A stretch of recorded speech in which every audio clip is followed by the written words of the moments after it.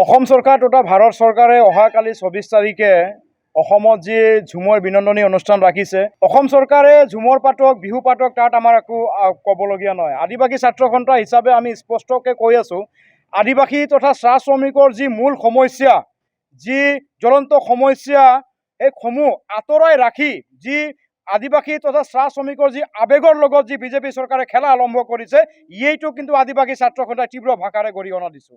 আমি আদিবাসী ছাত্ৰ সন্থাই বিজেপি চৰকাৰে খুকিয়াই দিব বিচাৰিছোঁ, আপোনালোকক মনত পেলাই দিব বিচাৰিছিলোঁ। আপোনালোকে কৈছিলে আদিবাসী সৰ্বাংগীন উন্নয়ন যদি আপোনালোকে কৰিব বিচাৰিছে, আদিবাসী ছাত্ৰ সন্থা আদিবাসীৰ যি মূল সমস্যা, আদিবাসীসকলক জনজাতিকৰণৰ যি মৰ্যাদা আছিল আপোনালোকে প্ৰদান কৰিব লাগিছিলে। আপোনালোকে কৈছিলে চাহ শ্ৰমিকৰ দৈনিক মজুৰি ন্যূনতম মজুৰি আইন হিচাপে আমি লাগু কৰিম বুলি কৈছিলে। আপোনালোকৰ প্ৰতিশ্ৰুতি কিন্তু আজি তাৰিখত আপোনালোকে ফেইলৰ হৈ ৰ'ল।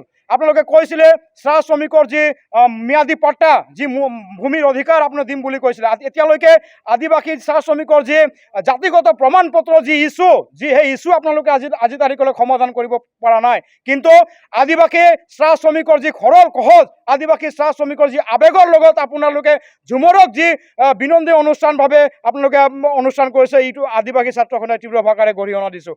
আমি অসমত এতিয়া পৰিৱেশ হৈছে শিক্ষাৰ পৰিৱেশ।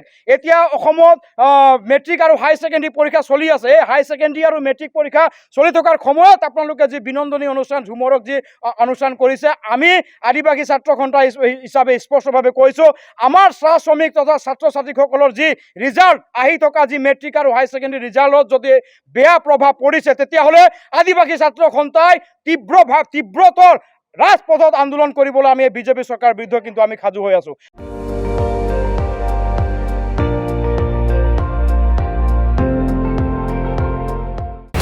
আপুনি চাই আছে ND24, সৰ্বশ্ৰেষ্ঠ নহয় সৰ্বোত্তমৰ দৌৰত।